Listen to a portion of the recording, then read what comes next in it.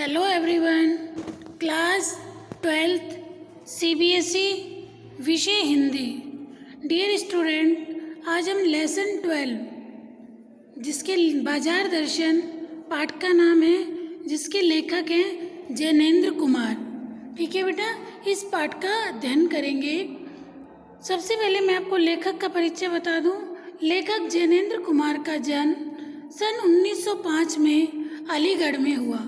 इनकी प्रमुख रचनाएं परख, अनाम स्वामी, सुनीता, त्यागपत्र, कल्याणी, जयवर्धन, मुक्तिबोध, वातायन, एक रात, दो चिड़िया, फांसी, नीलम देश की राजकन्या, पाजेब, प्रस्तुत पृष्ठ, जड़ की बात, पूर्वोदय साहित्य का श्रेय और प्रेय, सोच विचार, समय और हम, विचार प्रधान निबंध संग्रह। इन्हें प्रमुख पुरस्कार साहित्य अकादमी पुरस्कार से सम्मानित किया गया, भारत भारती पुरस्कार मिला इन्हें और भारत सरकार द्वारा पद्म भूषण से भी सम्मानित किया गया। सन 1990 में 1990 में इनकी मृत्यु हो गई थी, अर्थात 85 वर्ष की जीवन यात्रा पूरी करने के बाद 1990 में इनकी मृत्यु हो गई थी। इनके द्वारा लिखा पाठ बाजार दर्शन। बेटा देखिए, जैसे कि पाठ का शीर्षक है बाजार दर्शन। बाजार, देखिए जय के नीचे क्या लिखा हुआ है, नुक्ता। उर्दू का शब्द है बाजार दर्शन। बाजार कोई भी व्यक्ति सिर्फ दर्शन करने तो जाता नहीं। दर्शन करने तो हम कहाँ जाते हैं? मंदिरों में जाते हैं, गुरुद्वारों में जाते हैं। बाजार तो व्यक्ति तब जाता है जब उसे बाजार से कुछ खरीदना होता है। बाजार वो जगह है जहाँ मनुष्य की आवश्यकताओं की पूर्ति का सामान मिलता है, उसे क्या कहते हैं? बाजार। ठीक है, इस पाठ में लेखक ने बाजार के बारे में बताया है कि कब व्यक्ति बाजार जाता है, कैसे व्यक्ति बाजार का सदुपयोग करते हैं, कैसे व्यक्ति बाजार का दुरुपयोग करते हैं, और बाजार का सदुपयोग करना चाहिए या दुरुपयोग, और बाजार को एक जादू कहा है, किस तरह बाजार को एक जादू माना है। ठीक है, यही इस पाठ में बताया गया है। देखिए बाजार दर्शन। बाजार दर्शन जैनेंद्र का एक महत्वपूर्ण निबंध है। उनके द्वारा लिखा ये एक निबंध है जिसमें गहरी वैचारिकता और साहित्य सुलभ लालित्य का दुर्लभ संयोग देखा जा सकता है। हिंदी में उपभोक्तावाद एवं बाजारवाद पर व्यापक चर्चा पिछले 1-1.5 दशक पहले ही शुरू हुई है, पर कई दशक पहले लिखा गया जैनेंद्र का लेख आज भी इनकी मूल अंतर वस्तु को समझने के मामले में बेजोड़ है। वे अपने परिचितों मित्रों से जुड़े अनुभव बताते हुए यह स्पष्ट करते हैं कि बाजार की जादुई ताकत कैसे हमें अपना गुलाम बना लेती है। बाजार की जादुई ताकत कैसे हमें अपना गुलाम बना लेती है, अर्थात लेखक ने बाजार को क्या कहा है? एक जादू, और हमें अपना गुलाम कैसे बना लेती है? देखिए बाजारों को कितने अच्छे से सजा रखा होता है कि ना चाहते हुए भी बाजार हमें अपनी ओर आकर्षित करता है। आओ आओ लूटो लूटो, अर्थात आओ और इन सामानों को खरीदो। वहाँ की सजावट हमें अपनी ओर स्वतः ही आकर्षित करती है। इसलिए कहा गया है कि बाजार की जादुई ताकत कैसे हमें अपना गुलाम, वास्तव में बाजार हमें अपना गुलाम बना लेती है। लेकिन इस पाठ में बताया गया है कि हर किसी व्यक्ति को बाजार अपना गुलाम नहीं बनाता। ठीक है, अब वो कैसे लोग होते हैं ये आगे मैं आपको समझाऊंगी। अगर हम अपनी आवश्यकताओं को ठीक ठीक समझकर बाजार का उपयोग करें तो उसका लाभ उठा सकते हैं। लेखक ने क्या कहा कि हम हमारी आवश्यकताओं का ठीक ठीक उपयोग करें, अर्थात हम पहले से निर्धारित करके बाजार जाने से पहले हम पहले ये निश्चित करें कि हमें बाजार जाकर जो ज़रूरी की वस्तु है वो लेनी है, उसे हम एक प्रॉपर एक लिस्ट बनाएं, तभी हम बाजार का उपयोग कर सकते हैं। ठीक है, अर्थात उसका लाभ उठा सकते हैं। लेकिन अगर हम ज़रूरत को तय कर बाजार में जाने के बजाय उसकी चमक दमक में फंस गए तो वह बाजार का दुरुपयोग है। देखिए लेखक क्या कह रहे हैं कि हम अगर बाजार में चले जाते हैं, इस पाठ में लेखक ने बताया है कि बाजार का सदुपयोग कब है और बाजार का दुरुपयोग कैसे है। सदुपयोग कि व्यक्ति बाजार जा रहा है, अपनी एक प्रॉपर लिस्ट तैयार कर ले कि हमें बाजार में क्या क्या खरीदना है, किस किस वस्तु की मुझे ज़रूरत है। अगर हम प्रॉपर अपनी लिस्ट बनाकर बाजार जाएंगे तो बाजार का आकर्षण हमें अपनी ओर आकर्षित नहीं करेगा, बाजार का जादू हम पर नहीं चढ़ेगा। और अगर हमने ये निश्चित ही नहीं किया हुआ कि हम बाजार तो जा रहे हैं लेकिन हमें लाना क्या है, तो स्वाभाविक सी बात है कि बाजार हमें अपनी ओर आकर्षित करेगा, बाजार हमें अपनी ओर आकर्षित जरूर करेगा। तब हम ये समझ ही नहीं पाएंगे कि हमें क्या लेना है क्या नहीं लेना। तो बाजार की चकाचौंध 100% हमें अपनी ओर आकर्षित करती है, तब वहाँ जाकर बाजार का क्या हो जाता है, दुरुपयोग। ठीक है, इस मूल भाव को लेखक जैनेंद्र ने भांति भांति से भिन्न भिन्न प्रकार से समझाने की कोशिश की है। अलग अलग उदाहरण देकर लेखक जैनेंद्र ने इन बातों को समझाया है, कहीं दार्शनिक अंदाज में तो कहीं किसागों की तरह। इसी क्रम में केवल बाजार का पोषण करने वाले अर्थशास्त्र को उन्होंने अनीति शास्त्र बताया है। देखिए इस पाठ में लेखक जैनेंद्र ने बाजार के सदुपयोग और दुरुपयोग के बारे में अलग अलग उदाहरणों के माध्यम से समझाया है कि बाजार का जादू किन व्यक्तियों पर चढ़ता है और बाजार हमें कैसे अपनी ओर आकर्षित करता है और किन व्यक्तियों पर बाजार का जादू नहीं चढ़ता। जिन पर बाजार का जादू नहीं चढ़ता उनके लिए तो बाजार का सदुपयोग है, और जिन पर बाजार का जादू चढ़ता है वो बाजार का दुरुपयोग करते हैं। बाजार क्या है, जहाँ पर हमारी आवश्यकता की पूर्ति का सामान मिलता है उसे क्या कहते हैं, बाजार। अब देखिए मुख्य प्रकरण बाजार दर्शन, जो कि हमारे पाठ का शीर्षक है, बाजार दर्शन। एक बार की बात है, लेखक बता रहा है, एक बार की बात कहता हूँ कि मित्र बाजार गए। लेखक बता रहा है कि उनके मित्र एक बार बाजार गए कोई एक मामूली चीज़ लेने तो बाजार एक मामूली सी चीज़ गए थे, लेकिन लौटे तो एकदम बहुत से बंडल पास थे।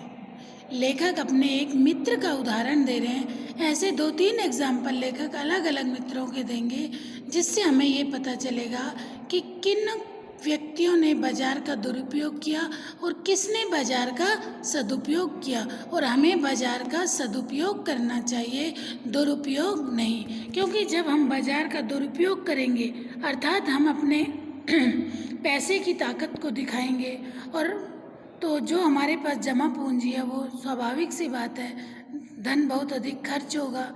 ठीक है, और हमारे पास भावी आने वाले समय में पैसा बचा हुआ नहीं रहेगा। और दूसरा कि कई बार व्यक्ति के पास क्या होता है, पैसा नहीं होता तो भी व्यक्ति दूसरे से कर्ज लेकर बाजार की वस्तुओं को खरीद लेता है तो वो भी उनके लिए उचित नहीं है। तो बाजार का हमें सदुपयोग करना चाहिए, अर्थात बाजार जाओ लेकिन उसी वस्तु को खरीदो जिसकी आपको बहुत अधिक आवश्यकता है, यही बाजार का सदुपयोग है। इसी बात को पूरे पाठ में लेखक जैनेंद्र ने अलग अलग उदाहरणों के माध्यम से बताया है। अब देखिए सबसे पहला उदाहरण लेखक ने दिया, क्या दिया कि एक बार की बात है, कहता हूँ मित्र बाजार गए तो कई एक मामूली चीज़ लेने और लौटे एकदम बहुत से बंडल पास में। कि दोस्त बोल के तो गया था कि थोड़ा सा कुछ लाना है, लेकिन जब वो आए तो उनके पास सामान के बहुत अधिक बंडल थे। मैंने कहा यह क्या?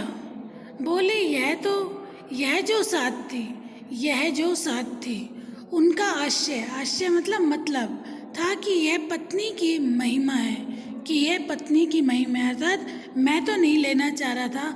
अक्सर खरीदारी में नाम किसका लगा दिया जाता है, महिलाओं का, कि महिलाएं ज़्यादा शॉपिंग करती हैं। उस महिला का मैं कायल हूँ। लेखक कह रहे मैं ऐसी महिला का फैन हूँ। कायल मतलब फैन। आदिकाल से इस विषय में पति से पत्नी ही प्रमुखता प्रमाणित है। लेखक कह रहे कि आदिकाल से ही ये बात चलती आ रही है कि पति से ज़्यादा पत्नी ही बाजार में जाकर शॉपिंग करती है। और यह व्यक्तित्व का प्रश्न नहीं, स्त्रीत्व का प्रश्न है। ये सिर्फ व्यक्तित्व का नहीं बल्कि महिलाओं के अंदर ये एक स्वाभाविकता होती है। ये एक गुण अक्सर 80% महिलाओं में मिलता है कि बाजार में जाकर अधिक से अधिक शॉपिंग करना। स्त्री माया न जोड़े तो क्या मैं जोड़ूं? फिर भी सच सच और यह बात कि इस बात में पत्नी की ओट ली जाती है। मूल में एक और तत्व की महिमा सविशेष है। वह तत्व है मनी बैग, अर्थात पैसे की गर्मी या एनर्जी। लेखक ने क्या कहा कि दोस्त ने क्या बताया कि ये जो साथ थी अर्थात पत्नी मेरे साथ गई थी। और ये प्राचीन काल से माना जा रहा है कि महिला आदिकाल से इस बात को मानते आ रहे हैं कि महिलाएं ही बाजार में शॉपिंग अधिक करती हैं। दूसरा इस बात के लिए लेखक ने क्या कहा, अधिक शॉपिंग करना। एक मनी बैग अर्थात पैसे की गर्मी या एनर्जी।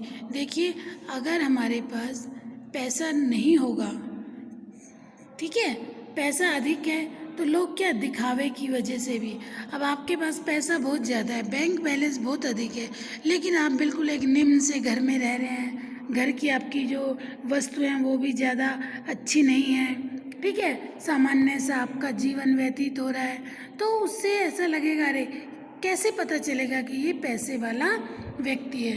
तो पैसे की गर्मी या एनर्जी अर्थात बहुत अधिक पैसा होना भी, व्यक्ति जब अधिक पैसा होता है तो व्यक्ति अधिक पैसे को खर्च करता है। पैसा पावर है, पर उसके सबूत में आसपास माल टाल न जमा हो तो क्या वह खाक पावर है। पैसे को देखने के लिए बैंक हिसाब देखिए, पर माल असबाब मकान कोठी तो अनदेखी भी दिखते हैं। पैसे की उस परचेजिंग पावर के प्रयोग में ही पावर का रस है। देखिए इस पैराग्राफ में क्या बताया, जो बात मैंने अभी आपको बताई, पैसा पावर है, पैसा एक ताकत है, शक्ति है। आपका बैंक बैलेंस बहुत अधिक है, उसको किसने देखा, पर माल असबाब, आपका मकान, आपकी कोठी अनदेखे भी दिखते हैं। अगर आपकी कोठी बहुत अच्छी बनी हुई है, आपके पास ज़रूरत की बहुत अच्छा सामान है, आपका लिविंग स्टाइल बहुत अच्छा है, तो पता चलता है कि हाँ अमुक व्यक्ति पैसे वाला है, ठीक है। परचेजिंग पावर के प्रयोग में ही पावर का रस है। लेकिन नहीं, लोग संयमी भी होते हैं। एक उदाहरण तो लेखक ने अपने ऐसे मित्र का बताया जो बाजार गए और लाना थोड़ा सा सामान था और लेके बहुत अधिक सामान आ जाते हैं, ठीक है। दूसरा उदाहरण, नहीं, लोग संयमी भी होते हैं, वे फिजूल सामान को फिजूल समझते हैं। लेखक ने बताया नहीं, कुछ लोग संयमी भी होते हैं अर्थात वो अधिक पैसा खर्च नहीं करते, फजूल खर्च नहीं करते, वे पैसा बहाते नहीं हैं और बुद्धिमान होते हैं। बुद्धिमान और संयम पूर्वक वह पैसे को जोड़ते जाते हैं। वो अपनी बुद्धि से, अपनी संयम से पैसे को जोड़ते रहते हैं। वो बहुत अधिक पैसा खर्च नहीं करते। वह पैसे की पावर को इतना निश्चय समझते हैं कि उनके प्रयोग की परीक्षा उन्हें दरकरार नहीं है। बस खुद पैसे से जुड़ा होने पर उनका मन गर्व से भरा फूला रहता है। मैंने कहा, यह कितना सामान ले आए? मित्र ने सामने मनी बैग फैला दिया। कहा, यह देखिए, सब उड़ गया। अब तो रेल टिकट के लिए भी कुछ नहीं बचा। लेखक कह रहे, मैंने मेरे मित्र से कहा कि तुम कितनी अधिक शॉपिंग करके आ गए, इतने सारे बैग भर भर के आ गए। लेखक उस मित्र का उदाहरण दे रहा है, तो उसने क्या कहा, मैं सारे पैसे बाजार में लगाकर आ गया, अब मेरे पास टिकट के पैसे भी नहीं हैं। मित्र ने सामने टिकट के लिए भी पैसे नहीं बचे। मैंने तब तय माना कि और पैसा होता तो सामान आता। वह सामान ज़रूरत की तरफ देखकर नहीं आया। अपनी परचेजिंग पावर के अनुपात में आए। लेखक ने उस सामान को देखा और अनुमान लगाया कि ये जो भी सामान आया है यह ज़रूरत का नहीं बल्कि परचेजिंग पावर अर्थात खरीदारी की ताकत के बल पर आया है, पैसे की ताकत के बल पर आए। लेकिन ठहरिए, इस सिलसिले में एक और भी महत्व का तत्व है जिसे नहीं भूलना चाहिए। उनका भी इस कर्तव्य है मैं बहुत कुछ हाथ है, वह महत्व है बाजार। मैंने कहा यह इतना कुछ नाहक ले आए। लेखक कह रहे कि मैंने अपने मित्र से कहा कि तुम इतना कुछ सामान ले आए। मैंने मित्र से कहा इतना सामान तुम बाजार से लेकर आए। मित्र बोले कुछ ना पूछो, बाजार है कि शैतान का जाल। मित्र ने क्या कहा, अरे मित्र कुछ मत पूछो, बाजार है या शैतान का जाल। ऐसा सजा सजा कर माल रखते हैं कि बेहयाई हो जो न फंसे। लेखक कह रहे मैंने अपने मित्र से कहा कि तुम इतना अधिक सामान लेकर आ गए। तो मित्र ने क्या जवाब दिया, अरे बाजार की शान शौकत के बारे में कहा कि बाजार ऐसा सजा सजा कर माल को रखते हैं, सामान को रखते हैं कि बेहयाई फंस जाता है व्यक्ति। अर्थात बाजार की चकाचौंध व्यक्ति को अपनी ओर आकर्षित करती है। देखिए, लेखक ने बाजार के आकर्षण का वर्णन करते हुए कहा है कि एक बार उसके मित्र बाजार गए। लेखक ने बाजार के आकर्षण के बारे में बताया कि एक बार लेखक का मित्र बाजार गया तो अनावश्यक सामान भी खरीद लाए। अर्थात जिस सामान की आवश्यकता नहीं है उसे भी खरीद लाए। लेखक इसके पीछे ग्राहक की खरीदारी की सामर्थ्य को जिम्मेदार ठहराते हैं कि देखिए बेटा, बाजार जाकर वही व्यक्ति तो सामान खरीद पाएगा जिसके पास पैसा होगा। अब गरीब व्यक्ति को क्या बाजार अपनी ओर आकर्षित करेगा?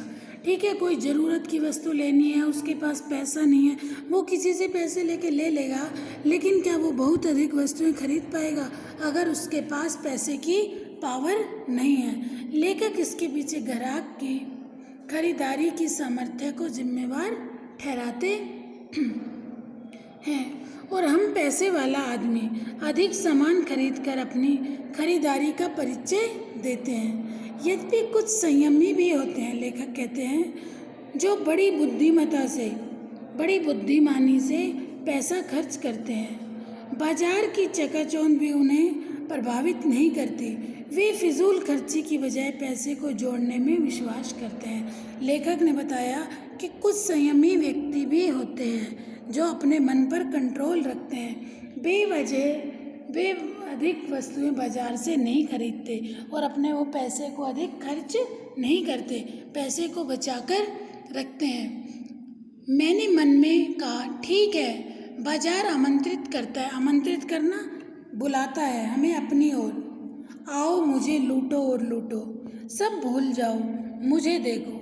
लेखक कह रहे ठीक है, मैंने मन में कहा ठीक है, बाजार हमें आमंत्रित करता है अर्थात बाजार हमें अपनी ओर आकर्षित करता है, हमें इनवाइट करता है, हमें बुलाता है, आओ आओ लूटो लूटो, सब भूल जाओ, मुझे देखो, मेरा रूप और किसके लिए है। बाजार इस तरीके से सज धज कर बाजार में सामान पड़ा होता है कि उसे लगता है कि ये किसके लिए, मैं तुम्हारे लिए ही हूँ। नहीं कुछ चाहते हो तो भी देखने में क्या हर्ज है। कई बार क्या होता है, हम बाजार जाते हैं, हमें कुछ नहीं लेना होता, ठीक है, हम अपने मित्र के साथ ही मान लो बाजार गए, हमें कुछ नहीं लेना, लेकिन देखने में बाजार की चकाचौंध सजी हुई सामान को देखकर चलो ये देख लेते हैं, देखने में ही मन कर जाता है, अरे ये ले जाएं, अब नहीं तो आने वाले समय में काम आएगा।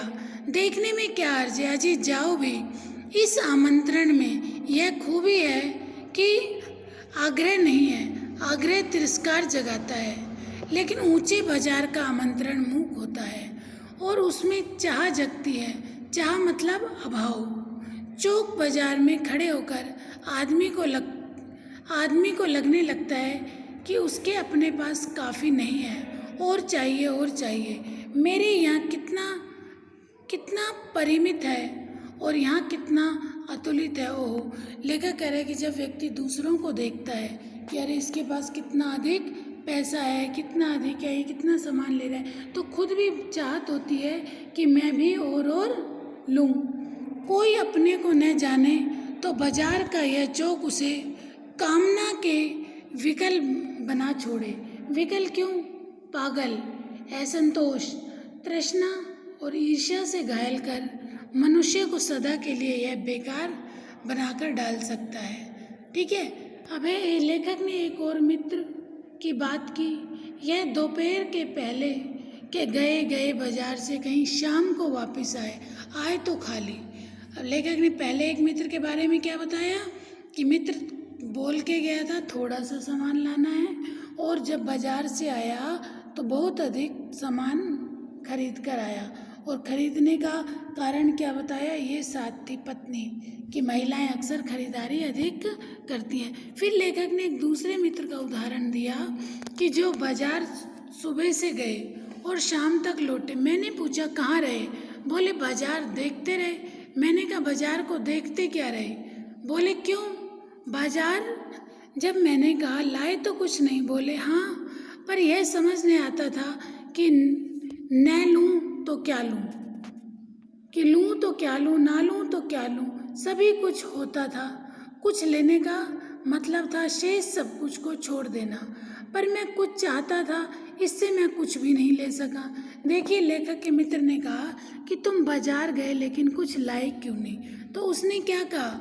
हाँ, पर यह समझ नहीं आता था कि ना लूँ तो क्या, कि ऐसी किस चीज़ को छोड़ूं और किस चीज़ को लूं, क्योंकि मुझे एक चीज़ को लेता तो मुझे दूसरी को छोड़ना पड़ता। मुझे समझ ही नहीं आ रहा था कि क्या खरीदूं और क्या नहीं। पर मैं कुछ चाहता तो इसमें कुछ भी नहीं ले सका। मैंने कहा खूब, पर मित्र की बात ठीक थी। अगर ठीक पता नहीं कि क्या चाहते हो तो सब और की चाह तुम्हें घेर लेगी। लेखक ने क्या कहा कि मित्र की बात ठीक थी कि उसे प्रॉपर पता ही नहीं था।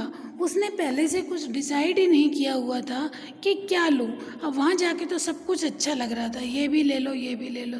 तो उसे लगा कि मुझे समझ नहीं आ रहा था, ये लूँ तो इसे छोड़ना पड़ेगा, ये लूँ तो उसे। और यही अक्सर होता है कि व्यक्ति बाजार जाता है लेने कुछ और लेकर कुछ आ जाता है। ये उन व्यक्तियों के साथ होता है जो प्रॉपर सिस्टम से अपनी एक प्रॉपर लिस्ट नहीं बनाते कि हमें जिस ज़रूरत की चीज़ को लेना है हमें उसी ओर ध्यान देना चाहिए, बाकी तरफ हमें ध्यान भी नहीं देना चाहिए। बाजार ठीक पता नहीं क्या चाहते हो, सब और की चाह तुम्हें घेर लेगी और तब परिणाम त्रास ही होगा, गति नहीं होगी, न कर्म। बाजार में एक जादू है, वह जादू आँख की राह काम करता है। लेखक ने क्या कहा? बाजार को एक जादू के समान कहा, जो जादू हमें अपनी ओर आकर्षित करता है। वह रूप का जादू है, पर जैसे चुंबक का जादू लोहे पर चलता है। ठीक है, चुंबक लोहे को अपनी ओर आकर्षित करती है। चुंबक का जादू किस पर चलता है? लोहे पर, क्योंकि चुंबक जो है वो लोहे को अपनी ओर आकर्षित करती है। वैसे ही इस जादू की भी मर्यादा है। जेब भरी हो और मन खाली हो, जेब भरी हो और मन खाली हो तो भी जादू चल जाएगा। जेब भरी हो और मन खाली, अर्थात जेब में पैसा भी हो और मन खाली, मतलब इच्छाएं भी बहुत अधिक हैं, ये ले लूँ वो ले लूँ, तो ये जादू उस व्यक्ति पर अपना काम कर जाता है। दूसरा लेखक ने क्या कहा? मन खाली है तो बाजार भी अनेक चीज़ों का निमंत्रण उस तक पहुंच जाएगा। कहीं उस वक्त जेब भरी, तब तो फिर वह मन किसकी मानने वाला है? मालूम होता है कि यह भी लूँ वह भी लूँ, सभी सामान जरूरी है और आराम को बढ़ाने वाला मालूम होता है। पर यह सब जादू का असर है। जादू की सवारी उतरी कि पता चलता है कि कैसी चीज़ों की बहुतायत आराम से मदद नहीं देती बल्कि खलल ही डालती है। थोड़ी देर को स्वाभिमान को जरूर सेक मिलता है कि वाह ये देख कितनी चीज़ें खरीद के लाया, इसके घर में आराम की सारी वस्तुएं हैं, लेकिन वो सब चीज़ें जीवन को दुख ही देती हैं, बल्कि खलल ही डालती हैं। थोड़ी देर स्वाभिमान को ज़रूर आराम मिलता है, पर इससे अभिमान की गिल्टी की ओर खुराक ही मिलती है। जकड़ रेशमी डोरी को हो तो रेशम के स्पर्श से मुलायम के कारण क्या वह कम जकड़ होगी? देखिए लेखक ने क्या कहा, बाजार का जादू उन व्यक्तियों पर अधिक पड़ता है जिनका मन भी खाली है और जेब भी भरी है। आप सोचो, जिनका मन भी खाली हो और जेब भी खाली हो, अर्थात मन में ज़्यादा इच्छाएं ना हो, ठीक है, ये लेना है वो लेना है, संतोष हो और जेब भी खाली हो, तो क्या बाजार का जादू उसे आकर्षित कर पाएगा? क्या चुंबक जैसे लोहे को अपनी ओर आकर्षित करती है, क्या ऐसे व्यक्ति को बाजार अपनी ओर आकर्षित कर पाएगा? नहीं। पर उस जादू की जकड़ से बचने का एक सीधा सा उपाय है, वह यह है कि बाजार जाओ तो खाली मन हो। खाली मन अर्थात पहले से ये सोच कर जाओ कि हमें लेना क्या है। मन खाली हो तब बाजार ना जाओ, ठीक है। लू में जाना हो तो पानी पीकर जाना चाहिए। पानी भीतर हो, लू का लुपन व्यर्थ हो जाता है। मन लक्ष्य से भरा हो तो बाजार भी फैला फैला ही रह जाएगा, पर जब घाव बिल्कुल नहीं दे सकेगा बल्कि कुछ आनंद ही देगा, तब बाजार तुमसे कृतार्थ होगा, क्योंकि तुम कुछ ना कुछ सच्चा लाभ उसे दोगे। बाजार की असली कृतज्ञता है, आवश्यकता है समय काम आना, ठीक है। बाजार का सही उपयोग क्या है कि जब हमें जिस वस्तु की ज़रूरत हो उस समय बाजार हमारे काम आए, ठीक है बेटा। आज की क्लास में हम इतना ही पढ़ेंगे। देखिए अभी तक हमने क्या पढ़ाया कि बाजार क्या है, बाजार व्यक्ति को कैसे अपनी ओर आकर्षित करता है। जैसे चुंबक लोहे को अपनी ओर आकर्षित करती है, ऐसे ही बाजार भी हमें अपनी ओर आकर्षित करता है। और बाजार का जादू किन किन लोगों पर पड़ता है, ये पाठ लेखक ने बताया। इस पाठ में लेखक ने बताया कि मित्रों का उदाहरण दिया, 2 मित्रों का, उनके माध्यम से लेखक ने इस निबंध के बारे में समझाया। ठीक है बेटा, कोई भी डाउट हो अपने डाउट क्लियर कर लेना, अपने डाउट्स अपने मन में मत रखना, ठीक है। हम नेक्स्ट क्लास में पढ़ेंगे। Thank you.